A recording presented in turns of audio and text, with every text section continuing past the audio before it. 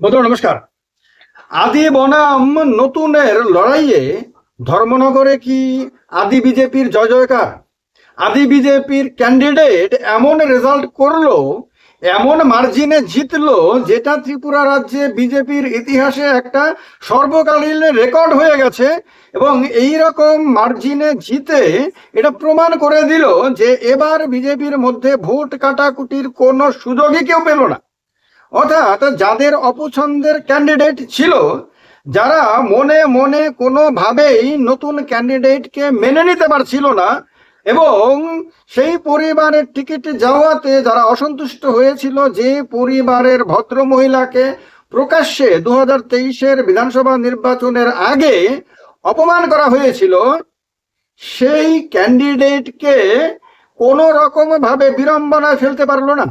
ধর্মনগর কিন্তু ত্রিপুরা রাজ্যে বিজেপির জন্য একটা উদাহরণ হয়ে থাকবে। ধর্মনগরের উপনির্বাচনের যে ফলাফল দেখা গেছে, সেই ফলাফলটা আমরা প্রাথমিকভাবে একটা বিশ্লেষণ করব, এবং তাতে দেখব যে 2023-এ এবং 2018-তে বিজেপি যে ফলাফল করেছিল এবং বিরোধীরা যে ফলাফল করেছিল, সেই ফলাফলের সঙ্গে এবার 2026-এর উপনির্বাচনের ফলাফল একেবারেই মিলছে না। বিরাট উত্থান হয়েছে বলা যায়। এবং এইবার উপনির্বাচনে অন্য সমস্ত বিরোধী প্রার্থীদের ভোটকে যদি একত্রিত করা হয়, কংগ্রেস, সিপিএম, এসইউসিআই, অন্যান্য দলের সব ক্যান্ডিডেটদের আপনার প্রাপ্ত ভোটকে যদি একসাথে করি, তাহলেও যে ভোট হবে তার চেয়ে অনেক বেশি ভোট পেয়েছে বিজেপির ক্যান্ডিডেট, যিনি মূলত পুরান বিজেপি হিসেবে পরিচিত, আদি বিজেপি হিসেবে পরিচিত। এবং বিজেপির দুঃসময়ে দীর্ঘদিন ধরে তিনি বিজেপি করে, তার পরিবার, তার শ্বশুরবাড়ির পরিবার বিজেপি করে, বিজেপিতে তারা এইরকম পরিচিতি তৈরি করেছিলেন যে তারা বিজেপির দুঃসময়ের লোক।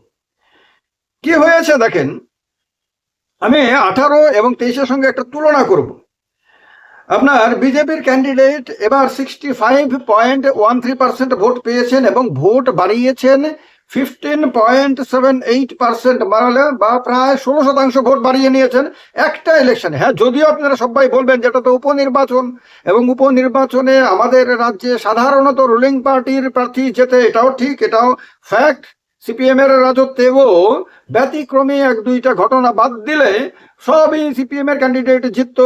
বিজেপির রাজত্বেও ব্যতিক্রমী একটি ঘটনা বাদ দিলে, আগরতলা কেন্দ্রে, এটাকে বাদ দিলে বাদ বাকি সমস্ত ক্যান্ডিডেট উপনির্বাচনে বিজেপির জিতেছে। তো সুতরাং ধর্মনগরে ব্যতিক্রম কিভাবে হবে? ধর্মনগরে তো বিজেপির ক্যান্ডিডেট হারার কথা না, এবং আমি বলেওছিলাম যে হারবে না, এক ভোটে হলেও জিতবে। কিন্তু যেটা লক্ষ্য করার মতন বিষয় ছিল যে যেভাবে 2018-র তুলনায় 2023-এ বিজেপির ভোট অনেকটা কমে গেছিল, সেইভাবে আরো কমে যায় কিনা, দলের আভ্যন্তরীণ যে লড়াই চলছে, গোষ্ঠীবাজি রয়েছে, তার কারণে আপনার অন্য গোষ্ঠীর লোকেরা ভোট আপনার কংগ্রেস বা সিপিএম এর ক্যান্ডিডেট, বিশেষ করে কংগ্রেসের ক্যান্ডিডেটকে দিয়ে বিজেপির ভোট কমিয়ে দেয় কিনা, সংকটে ফেলে দেয় কিনা, এগুলো দেখার মতন বিষয় ছিল। কিন্তু এখানে দেখা গেল যে 16% মতন ভোট বেড়েছে। আর সিপিএম যেহেতু 23-এ ক্যান্ডিডেট দেয়নি, সিপিএম এর আপনার কত পার্সেন্ট বাড়লো এটা এখানে তুলনীয় না, কিন্তু সিপিএম ভোট পেয়েছে 16.09%। যদিও সিপিএম এর ক্যান্ডিডেট এই ধর্মনগরেরই প্রাক্তন বিধায়ক। আমি যখন ধর্মনগরে সাংবাদিকতা করতাম, দৈনিক সংবাদের রিপোর্টার হিসেবে থাকতাম আমি বেশ কয়েক বছর, তখন ধর্মনগরের বিধায়ক ছিলেন সিপিএম এর এবারের প্রার্থী। এছাড়া কংগ্রেস ক্যান্ডিডেট, যিনি গতবার 2 নম্বর হয়েছিলেন এবং একেবারে হাড্ডাহাড্ডি লড়াই করে অল্প ভোটের কারণে হেরে গেছিলেন, যিনি আবার একসময় ধর্মনগরেরই নগর পঞ্চায়েতের চেয়ারম্যান ছিলেন, আমি যখন ধর্মনগরে ছিলাম তখন, তিনি ভোট পেয়েছেন 15.92%, মানে অলমোস্ট 16%। সামান্য ভোট তিনি কংগ্রেস সিপিএম ক্যান্ডিডেটের তুলনায় কম পেয়েছেন, তার কারণে এখানে 3 নম্বর তাকে দেখানো হচ্ছে। নোটা পেয়েছে 4 নম্বর স্থান, নোটা পেয়েছে 1.19%, আর আমরা বাঙালি পেয়েছে 0.73%, এসইউসিআই পেয়েছে 0.61%, ইন্ডিপেন্ডেন্ট পেয়েছে 0.34%। 2023-এ কি হয়েছিল?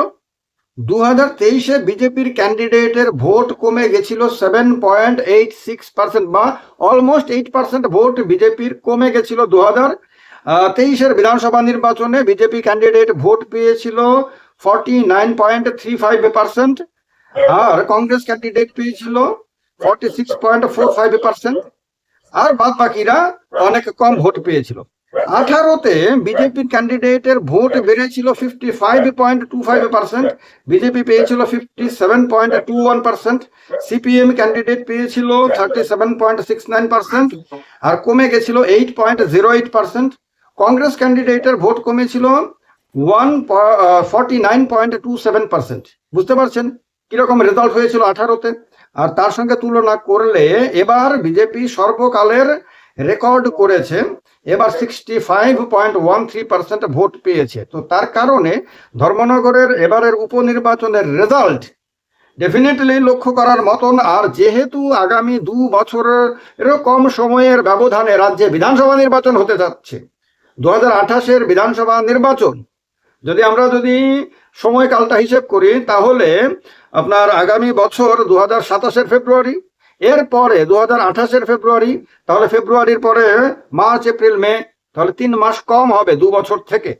1 বছর 9 মাসের ব্যবধানে রাজ্যে বিধানসভা নির্বাচন হতে যাচ্ছে। এই সময়ে ওই ব্যবধানটা ঘুচিয়ে নিয়ে বিজেপি আবার ঘুরে দাঁড়িয়েছে ধর্মনগরে। কিন্তু কথা হলো, উপনির্বাচনে প্রাপ্ত ভোট কি সাধারণ নির্বাচনে, যখন বিধানসভার সাধারণ নির্বাচন হবে তখনও কি সেটাকে ধরে রাখতে পারবে?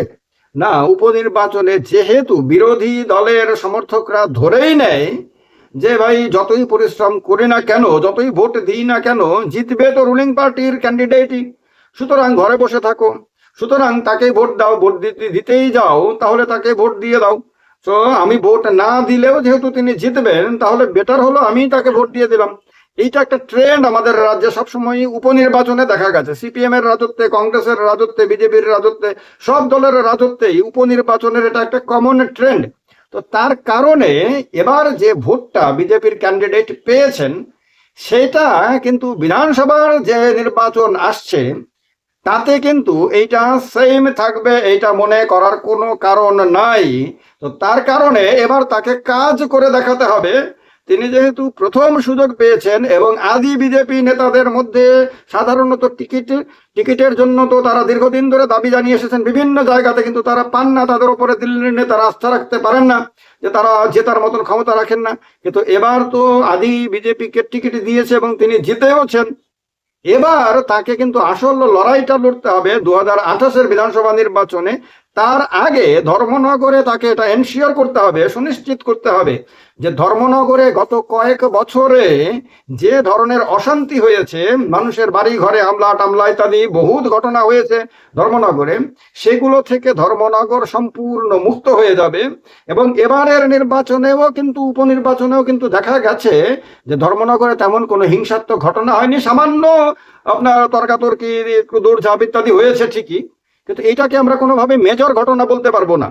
ধর্মনগরে কিন্তু বাই অ্যান্ড লার্জ শান্তিপূর্ণ ভোট হয়েছে, আর এটার জন্য আমি কৃতিত্ব ডেফিনেটলি ধর্মনগরের ক্যান্ডিডেটকে দেব। কারণ যেহেতু তাদের পরিবারের ব্যাকগ্রাউন্ড ভদ্র পরিবার হিসাবে, ভদ্রলোক হিসাবে, সেহেতু তিনি কিন্তু নির্বাচনটাকেও ওইভাবেই লড়েছেন।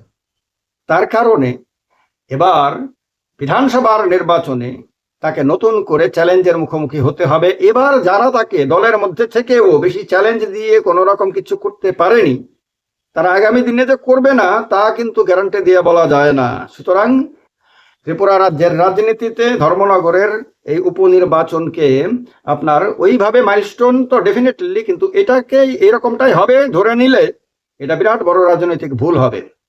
আপনারা একমত হলে জানাবেন কমেন্ট করে, কমেন্ট বক্সে। দ্বিমত হলে সেটাও জানাবেন। ভিডিওটাকে লাইক করবেন আর শেয়ার করে দেবেন।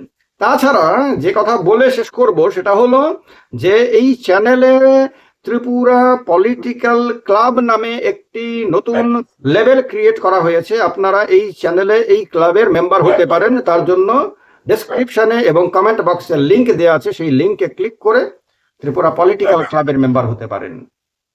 যতন অনুকূলম খা, সবাইকে নমস্কার।